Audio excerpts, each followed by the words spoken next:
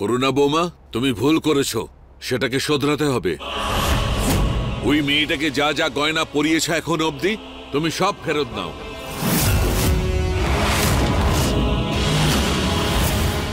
আর এখন আমাদের বিধি বৌমাকে আবির নিজের হাতে ওকে কনের সাজিয়ে সাজাবে।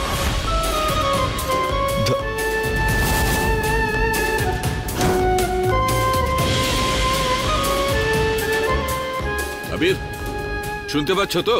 আর যদি না করতে চাও এখনই বলে দাও। আমি চোখে দেখি না, কিন্তু তার মানে এই নয় যে তোমরা আমাকে ঠকাবে।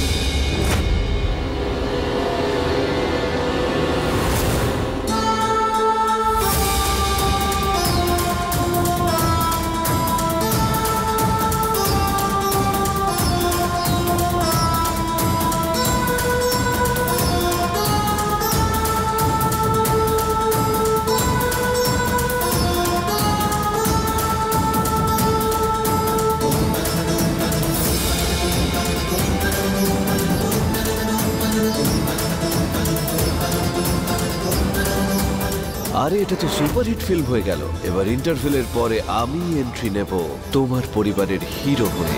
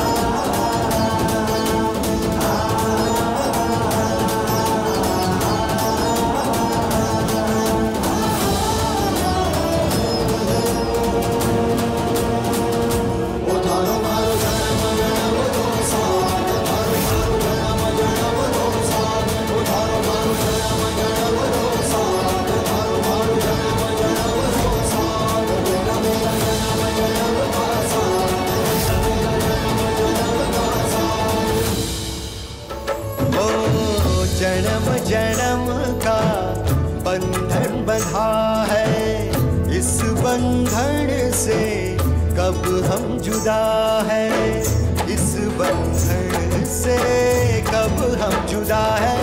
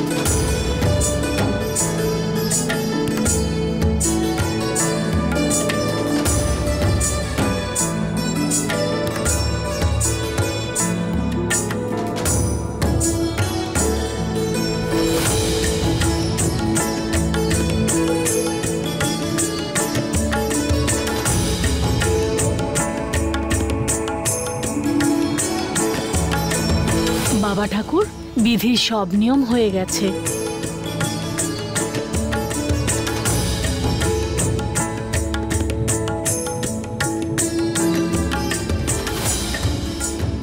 আবির বাবা আর বিধি ওরা তোমার কাছে আশীর্বাদ নিতে এসেছে।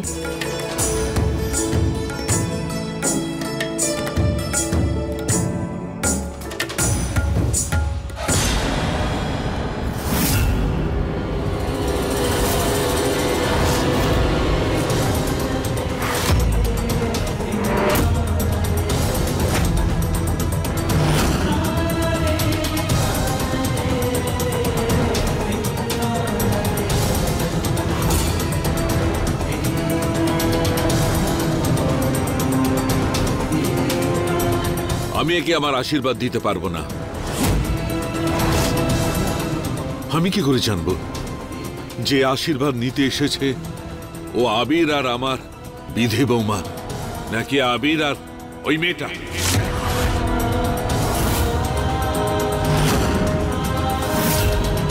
আমার পরিবারের সদস্যরাই আমাকে ঠকিয়েছে। আমার এই অন্ধত্বের আমারই পরিবার সুযোগ নিয়েছে।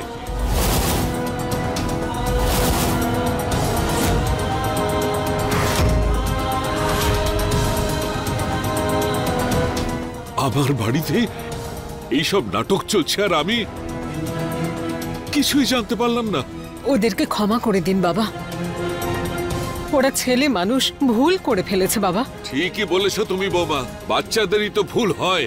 বড়দের দায়িত্ব বর্তায় বাচ্চাদের ভুলগুলো শোধরাবার, ওদের শাসন করার। কিন্তু আমার পরিবারের বড়রা কি করলো? ওদের সেই ভুলে সম্পূর্ণ সহযোগিতা করলো।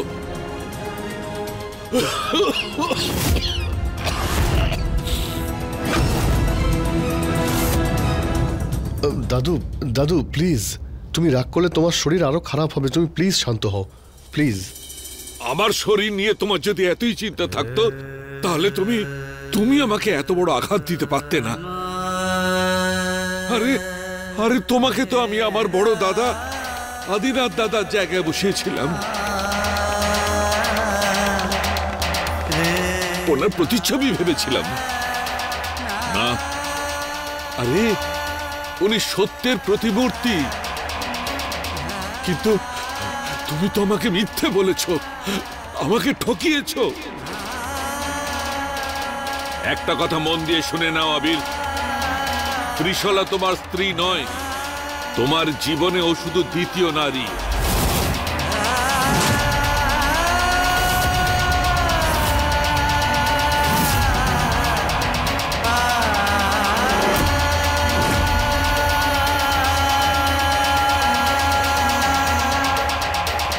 ঠাকুরদা মশাই, ডাক্তার ম্যাডাম আর সাহেব বাবুর উপর এত রাগ করবেন না, ওনাদের কোনো দোষ নেই। দোষ তো তোমার বিধি বৌমা। যে নিজের অধিকারের জন্য লড়ে না, সব দোষ তারই হয়। আরে তোমার অধিকারের জন্য আমি সবার সঙ্গে লড়েছি, তুমি নিজের অধিকারের জন্য একটাও কথা বলনি।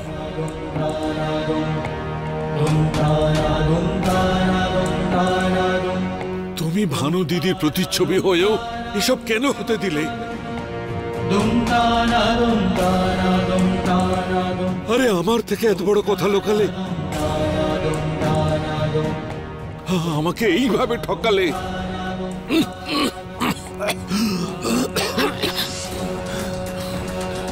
আর আমি আর এখানে থাকতে পারবো না।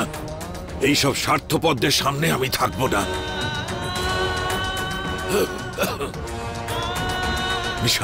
নিশান বাবা, আমাকে আমার ঘরে নিয়ে চলো আমাকে। আর আমি দাদু সহ্য করতে পারবো না।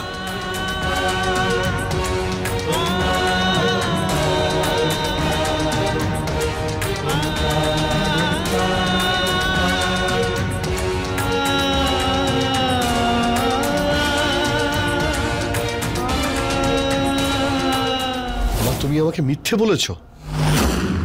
তুমি আমাকে কেন মিথ্যে বললে? বা তুমি আমাকে বলেছিলে যে বিধিকে ওখানে যেতে না দিলে ত্রিশলার মুড ঠিক হয়ে যাবে,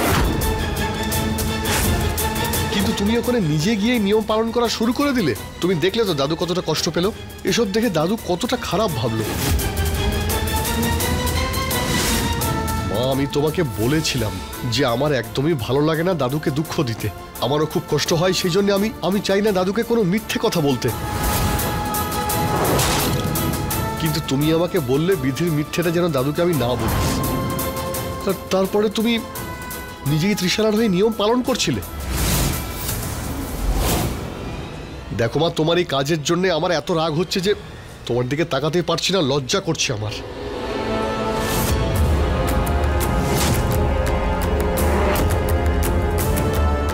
আবির,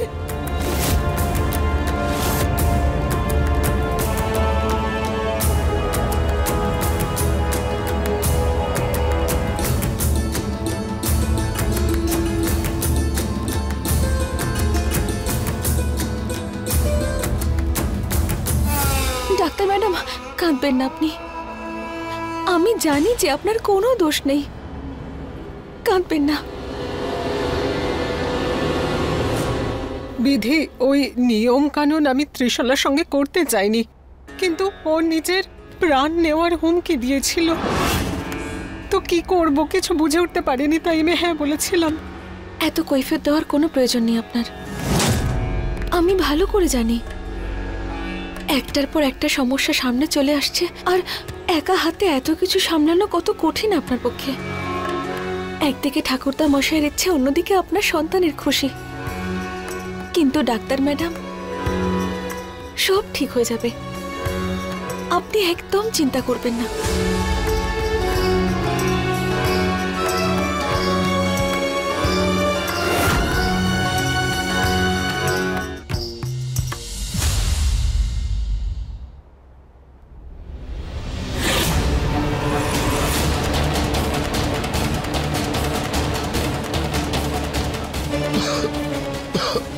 সাহেব বাবু, আপনার ডাক্তার ম্যাডামের সঙ্গে এরকম ভাবে কথা বলা উচিত হয়নি। যদি ওনার মনের কথা আপনি না বুঝতে পারেন, তাহলে আর কে বুঝবে? আমি তোমার কোনো কথা শুনতে চাই না। একদিকে ঠাকুরদা মশাইয়ের খুশি, আর অন্যদিকে আপনার আর মেম সাহেবের। দেখো, আমি বললাম না তোমার সঙ্গে কোনো কথা বলতেও চাই না আর শুনতেও চাই না। প্লিজ এখান থেকে চলে যাও। না, যাব না আমি। যতক্ষণ আপনি ডাক্তার ম্যাডামের কাছে ক্ষমা না চাইছেন, আমি যাব না এখান থেকে। শুনতে পাচ্ছেন আপনি?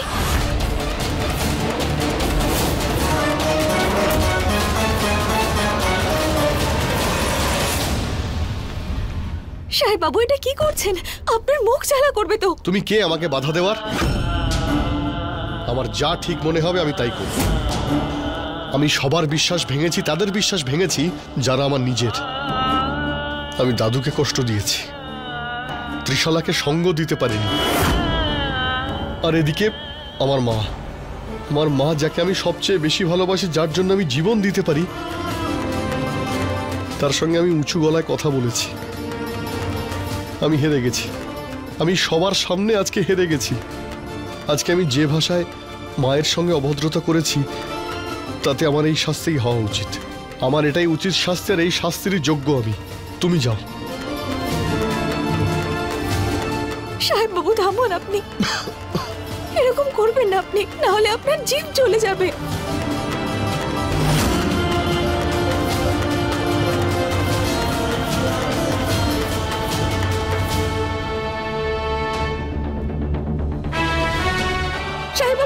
সাহেব বাবু, এই নিন, একটু মধু খেয়ে নিন। আমার চাই না। আমি সবাইকে কষ্ট দিয়েছি, তাই আমার এই শাস্তি হওয়া উচিত, আর আমি নিজেকে শাস্তি দেব। সাহেব বাবু, একটুখানি খান। ডাক্তার ম্যাডামের দিব্যি খান। আমি খাবো না। সাহেব বাবু, একটুখানি। আপনার দোষ নয়, কোনো অন্যায় করেননি।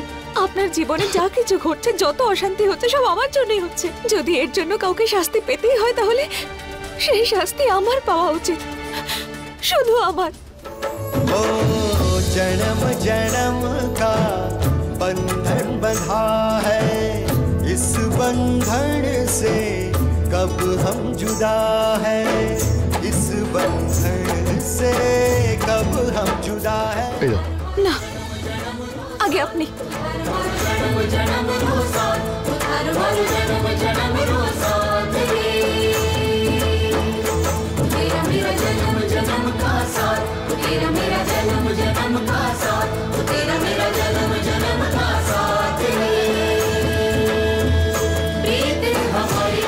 वो पुरानी फिर से लिखेंगे अपनी कहानी। ओ नफरत की आंधी में भी সাহেব বাবু, আমার কথা বিশ্বাস করুন, আমি আপনার আর মেম সাহেবের মাঝে কোনোদিন আসতে চাই না। আর আমি এই সব কিছু জেনে বুঝে করিনি। আমি চাইনি ঠাকুরদা মশাই জানতে পারুক। যদি এটাই সত্যি হয় তাহলে তুমি নিয়ম দেখার জন্য নিচে গেছিলে কেন? বলো তুমি কেন গিয়েছিলে? যদি তুমি দুধের গ্লাসটা না কেড়ে নিতে তাহলে তো দাদু জানতেই পারতেন না। আমি গ্লাসটা ফেলে দিয়েছিলাম কারণ তার মধ্যে লঙ্কা গুঁড়ো ছিল। কত মিথ্যে আর বলবে? মিথ্যের পর মিথ্যে, একটা মিথ্যে লুকোনোর জন্য তুমি অনেক মিথ্যে কথা বলো। দেখো, তোমার এই মিথ্যে ড্রামা আমি আর বিশ্বাস করছি না। তোমার কোনো কথাই আমি আর বিশ্বাস করব না। তুমি ইচ্ছে করে নিচে গিয়েছিলে, তুমি এসব ইচ্ছে করেই করেছো। আর দুধের গ্লাসটা তুমি ইচ্ছে করে কেড়ে নিয়েছিলে যাতে দাদু সব জানতে পেরে যান। যতটা অপরাধী আমি আর ততটাই তুমিও অপরাধী। তোমার জন্য সবাই কষ্ট পেয়েছে।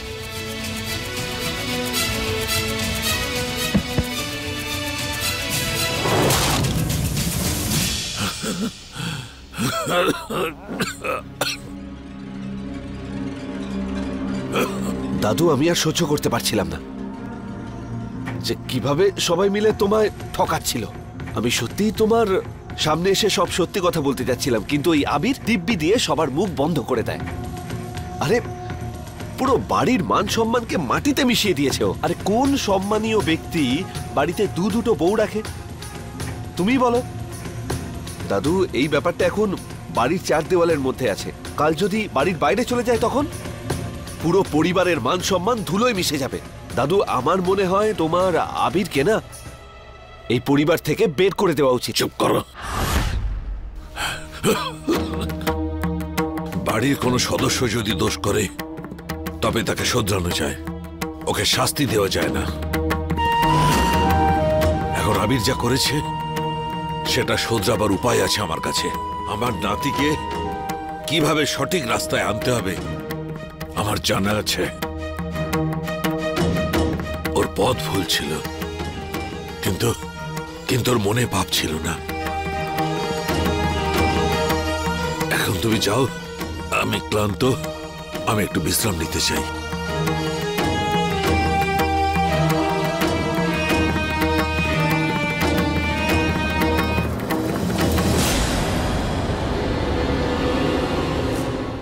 তুমি মানো বা না মানো দাদু, কিন্তু এই বংশের ছেলে আমিও। কথা দিচ্ছি আমি যে একটা সুযোগও দেব না আবিরকে। ওকে তোমার চোখের সামনে এতটাই ছোট করব যে তুমি নিজে ওকে গলার ধাক্কা দিয়ে বের করে দেবে এই পরিবার থেকে। এটাই হলো আমার চ্যালেঞ্জ ওই আবিরের সাথে।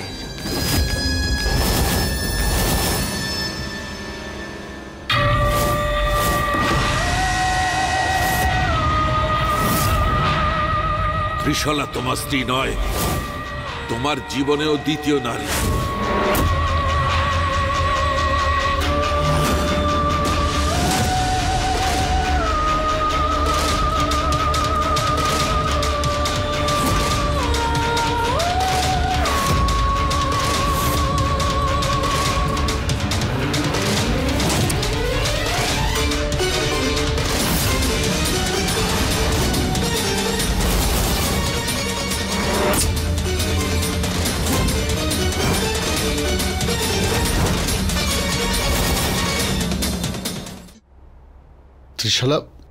ত্রিশালা, তুমি এটা কি করছো?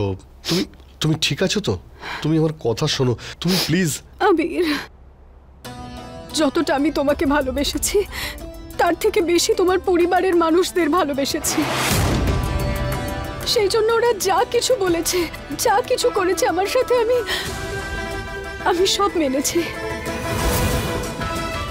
কিন্তু আবির, আজকে সবকিছুর সীমা ছাড়িয়ে গেছে আবির।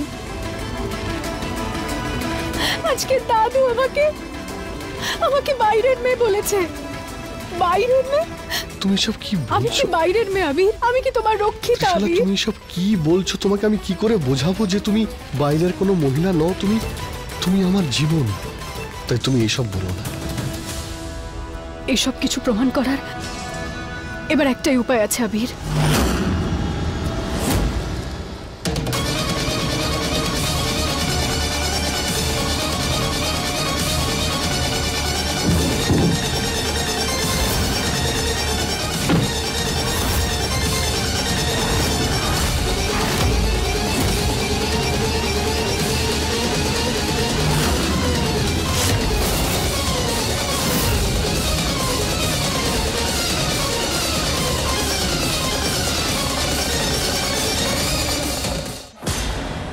এসব? হ্যাঁ আবির, ডিভোর্সের পেপার। তুমি যদি সত্যি আমাকে ভালোবাসো তাহলে এই পেপারগুলোতে সাইন করার ওই মেয়েটাকে আমাদের জীবন থেকে সরিয়ে দাও আবির। আমাদের ভালোবাসার উপর সবাই প্রশ্ন তুলছে, এই একটাই উপায় আছে সবার মুখ বন্ধ করার। আর আমি জানি তুমি দাদুকে মিথ্যে কথা বলেছো বলে তোমার কতটা কষ্ট হচ্ছে। এই একটাই সুযোগ আছে আবির, এটাতে সাইন করো আর এই সব কিছু থেকে মুক্তি দাও আমাদের। এই মিথ্যে বিয়েটা থেকে তুমি বেরিয়ে এসো আবির, ব্যাস।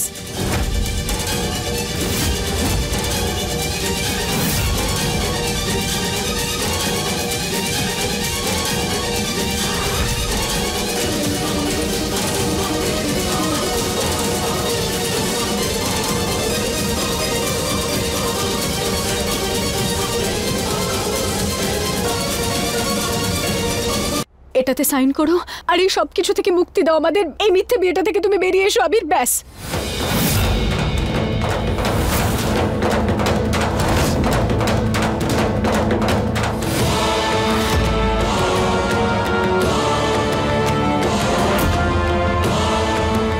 কি হলো আবির, তুমি থেমে গেলে কেন? ত্রিশালা, আমি সাইন করলে কি হবে? বিধিকেও তো এখানে সাইন করতে হবে। আগে তুমি বিধিকে দিয়ে সাইন করিয়ে আনো, তারপরে আমি তো করেই দেব। বলো তুমি বিধিকে দিয়ে সাইন করাতে পারবে? হ্যাঁ, কেন নয়, এটা কোনো বড় বিষয় নাকি? আমি ওকে দিয়ে সাইন করিয়ে নেব।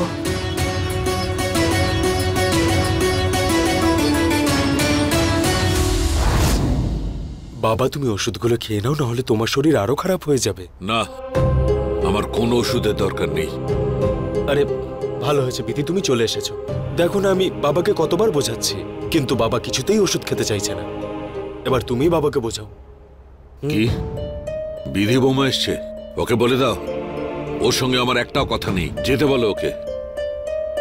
ঠাকুরদা মশাই, আপনি কথা বলতে চাইছেন না ঠিক আছে, কিন্তু ওষুধটা খেয়ে নিন। না, আমি বললাম না আমার কোনো ওষুধের দরকার নেই।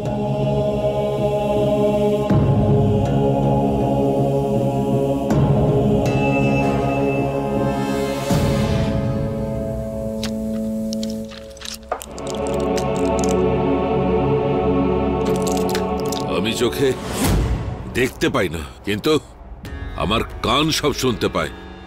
ওষুধের পাতা খোলবার আওয়াজ পেয়েছি আমি মুখ খুলবো না, আমি কোনো ওষুধ খাবো না।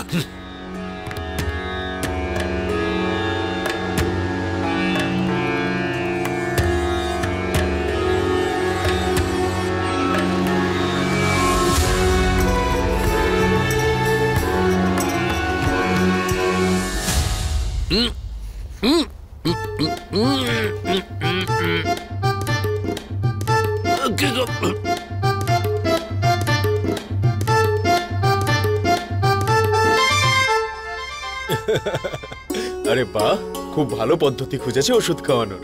এটা ঠিক নয় বৌমা। ঠাকুরদা মশাই, আমার কাছে অন্য কোনো উপায় ছিল না। দেখুন, আপনার কাছে আমি ক্ষমা চাইব না, কারণ আপনার রাগ করাটা খুব স্বাভাবিক। কিন্তু জানেন তো, এই প্রাসাদে যে কজন মানুষ আছেন, আপনাকে তাদের সবার খুব প্রয়োজন।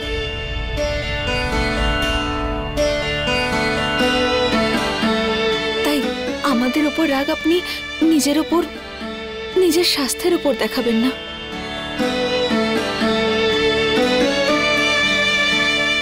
নিজের খেয়াল রাখুন আপনি।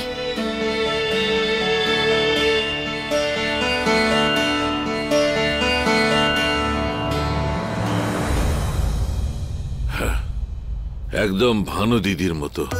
ছোটবেলায় যখন আমি ওষুধ খেতাম না, তখন ভানু দিদিও আমার নাক বন্ধ করে এইভাবে আমাকে ওষুধ খাইয়ে দিত। জানি না কেন বিধি নিজেকে চিনতে পারছে না।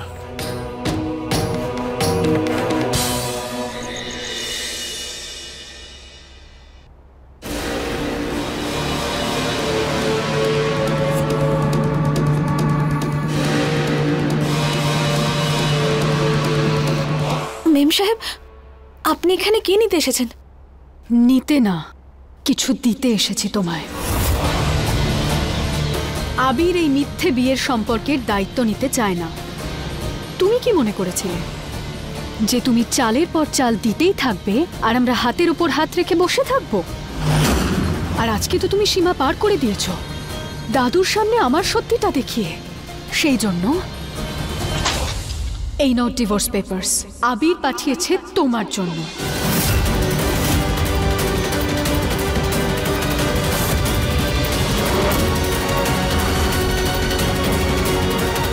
নোংরা যত তাড়াতাড়ি বাড়ি থেকে বের করে দেওয়া যায় না, ততটাই পরিষ্কার থাকা যায়, নইলে দুর্গন্ধ ছড়িয়ে পড়বে যে।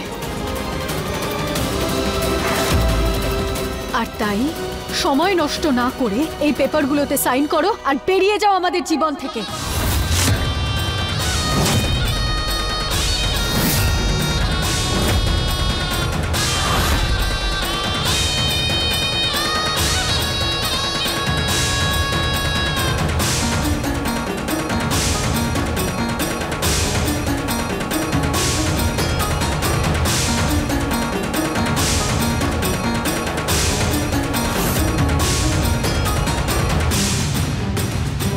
কালকে সকালের মধ্যে এই কাগজগুলোতে সিগনেচার যেন হয়ে যায়, না হলে কিন্তু তোমার আফসোস করেও কোনো লাভ হবে না।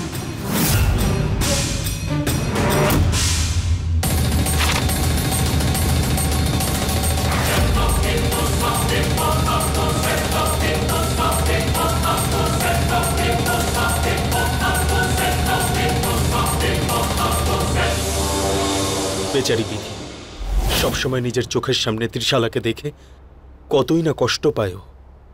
হ্যাঁ, তাই তো আমি এটাই চাই যে বিধি বৌমা যত তাড়াতাড়ি সম্ভব নিজেকে চিনে ফেলুক।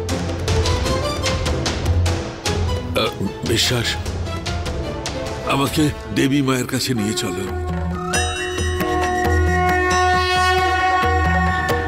হে মা কালী, আমি কি করব? একদিকে তো আমি বাধা পড়ে আছি ঠাকুরদা মশাইয়া ডাক্তার ম্যাডামকে কথা দিয়েছি বলে, আর অন্যদিকে আমার হাতের রেখা যেটা সাহেব বাবুর ভাগ্যের সঙ্গে জুড়ে গেছে।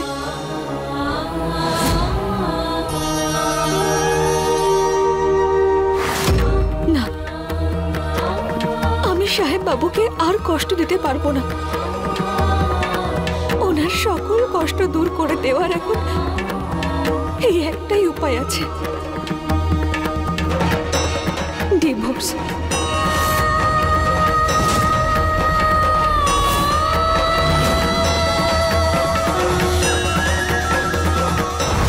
হে দেবী মা, এখন সবকিছু তোমারই হাতে। আমার বিধি বৌমাকে ওর আসল পরিচয়টা জানিয়ে দাও। ও জানে না যে ওর আগের জন্মের ভালোবাসাকে সম্পূর্ণ করতে এখানে এসেছে। সাহেব বাবুর ওপর আমার কোনো অধিকার নেই। ত্রিশালা মেম সাহেব ওনার ভালোবাসা। যখন সাহেব বাবু আর আমার মধ্যে কোনো সম্পর্কই নেই, তখন আমার সরে যেতে অসুবিধা কোথায়? হে দেবী মা, আমার বিধি বৌমাকে শক্তি দাও, যাতে ওর আসল পরিচয়টা জানতে পারে। তবেই তো ওর ভালোবাসার জন্য ও লড়তে পারবে। আমাকে শক্তি দাও, যাতে এই কাগজে হস্তাক্ষর করতে পারি, যাতে আমি সারা জীবনের মতো সাহেব বাবু আর মেম সাহেবের জীবন থেকে দূরে চলে যেতে পারি। তুমি তো অন্তর্যামী, তোমার কাছে কি লুকাবো? আমার বিধি বৌমাকে ওর আসল উদ্দেশ্যটা বুঝিয়ে দাও। ওকে মনে করিয়ে দাও যে এই বাড়ি ওর জন্য বহু বছর প্রতীক্ষা করছে। ওকে মনে করিয়ে দাও মা যে ওই আমার ভানু দিদি।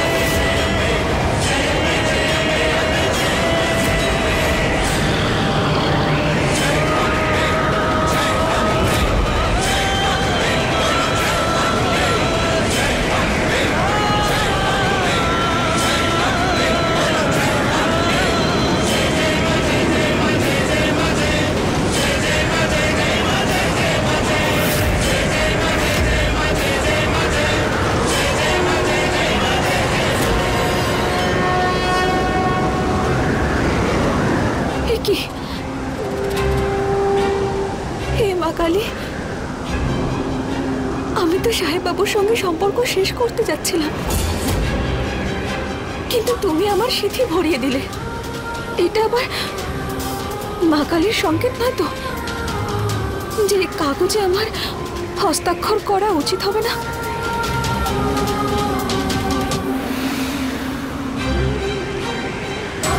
আমি কি অনর্থ করতে চলেছিলাম মা? আমি ঠাকুরদা মশাইয়ের ডাক্তার ম্যাডামকে কথা দিয়েছি যে আমি যতদিন বেঁচে আছি ততদিন আমি আমার সব দায়িত্ব পালন করব। এই বাড়ির বউ হওয়ার কর্তব্য। আমি আমার কথার খেলাপ করতে পারবো না। মেম সাহেবকে বলতেই হবে আমায় যে আমি এই কাগজে হস্তাক্ষর করতে পারবো না করতে। আমি মা, আজ আরো একবার তুমি আমার মান রাখলে, এই অনর্থের হাত থেকে বাঁচালে তুমি আমায়। জয় মা কালী।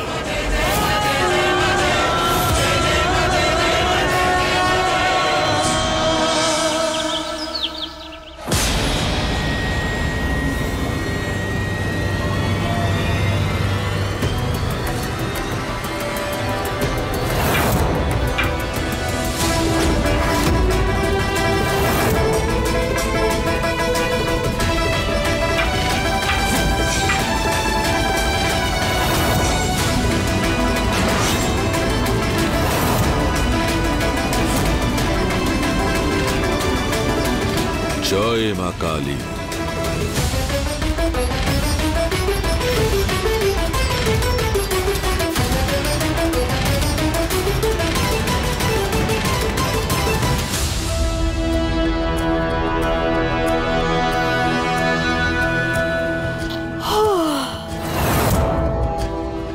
কে?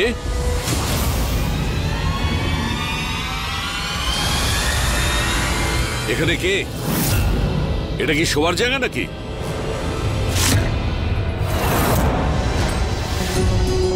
যদি ঠাকুরদা মশাই জানতে পারেন যে আমি এখানে ঘুমোই তাহলে উনি আরো রাগ করবেন। আমাকে যেতে হবে এখান থেকে। দেখো, আমি বুঝতে পারছি এখানে কেউ আছে। যে আছো নিজের নাম বলো, নাহলে ফল ভালো হবে না।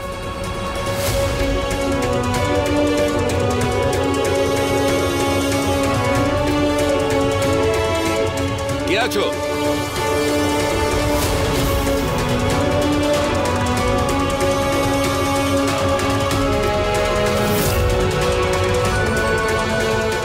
মনে হয় পালিয়ে গেছে।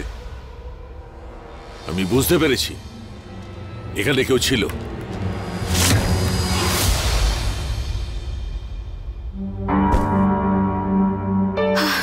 খুব জোর বেঁচে গেছি। সাহেব বাবু,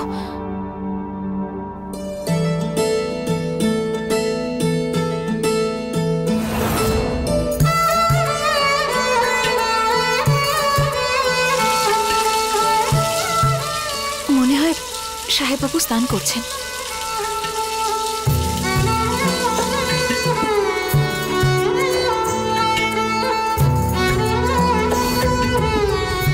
কি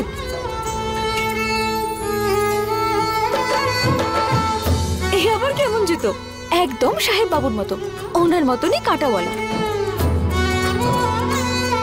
জুতোটা তো ছেঁড়া। সাহেব বাবু এই ছেঁড়া জুতো পরবেন কি করে? আমি বরং এই জুতোটা সারিয়ে দিই।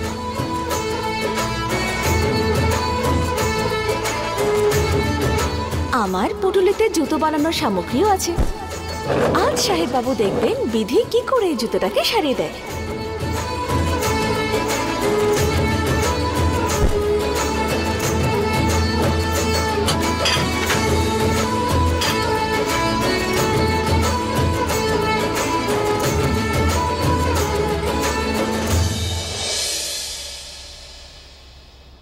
ও, তুমি তাহলে এখানে? নাও তাড়াতাড়ি কাগজটা দাও আমাকে।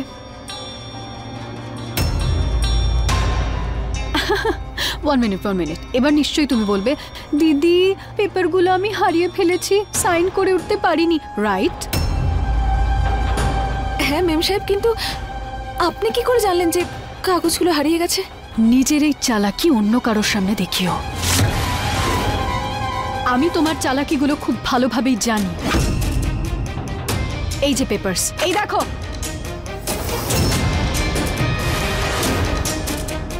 তুমি ডাস্টবিনে ফেলে দিয়েছিলে, আমি সেখান থেকে এগুলো এনেছি।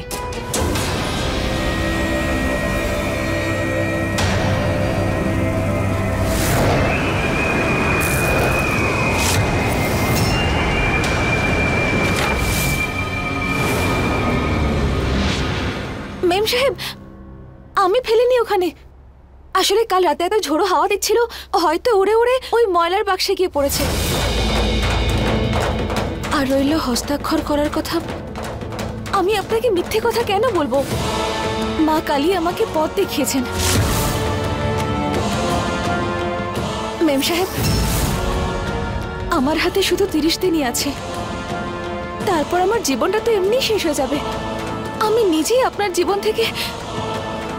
জীবন থেকে সরে যাব। কিন্তু শুধুমাত্র ততদিনের জন্য আমাকে আমার দেওয়া কথা রাখতে দিন। সেই কথা যেটা আমি ডাক্তার ম্যাডাম আর ঠাকুরদা মশাইকে দিয়েছি, এই বাড়ির বৌমা হয়ে ওঠার। আমি এখানে তোমার আজে বাজে কথা শুনতে আসিনি। তোমার এই ভুলভাল ভাবনাকে তুমি দেবী মায়ের ইঙ্গিত বলছো? বুঝতে পারি না তোমার এই নির্বুদ্ধিতায় হাসবো, নাকি তোমার চালাকিতে হাততালি দেবো আমি।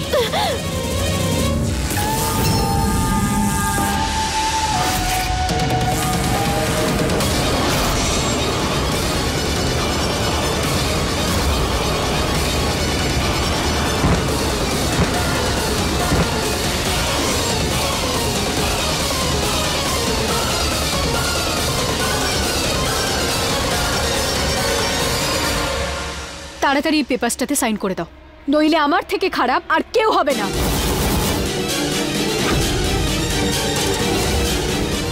নাও পেন ধরো। মেম সাহেব, আমার হাত থেকে রক্ত বেরোচ্ছে।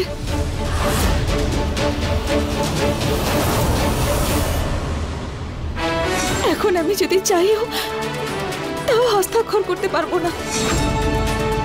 আমি আপনাকে বলেছিলাম যে মা আমাকে সংকেত দিয়েছেন যাতে আমি এই কাগজে হস্তাক্ষর না করি।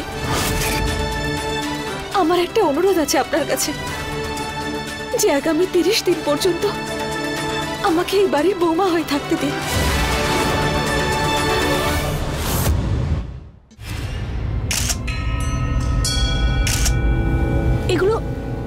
এগুলো কি? রাজা হওয়া প্র্যাকটিস করছি মা। দাদু খুব শীঘ্রই ওই আবিরকে এই পরিবার থেকে বের করে দেবে। তারপর এই পরিবারের একমাত্র প্রদীপ আবির। তারই প্র্যাকটিস করছি মা, ছবি তুলছি। এই হলে আমি আমার একটা বড় ছবি লাগাবো।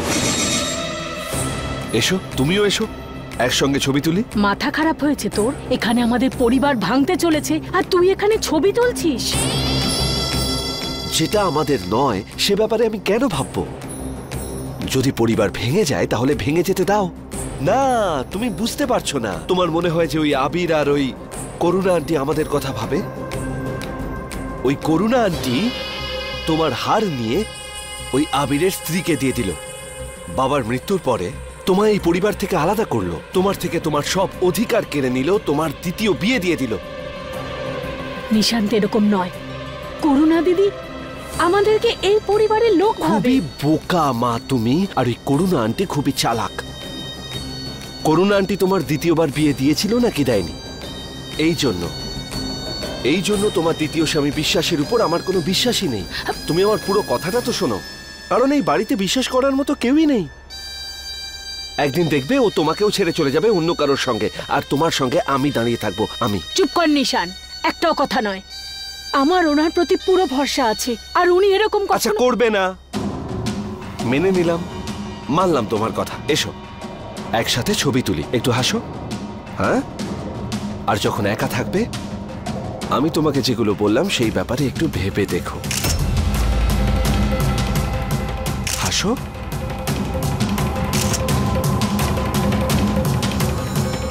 বেড়েছো তুমি নিশান্ত বাবু। তোমার মায়ের বিশ্বাসের উপর থেকে বিশ্বাস হারিয়ে যাচ্ছে।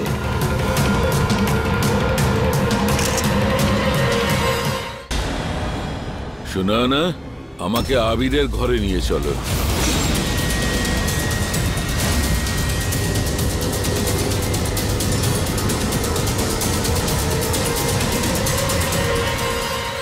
দাদু যদি এক্ষুনি না আসতো না, তাহলে তোমার এই অভদ্রতার শাস্তি আমি তোমাকে নিশ্চয়ই দিতাম।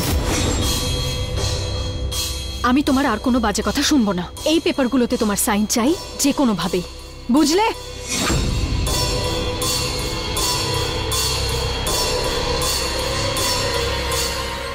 আমি সিদ্ধান্ত নিয়ে নিয়েছি মেম সাহেব, আমি হস্তাক্ষর করব না।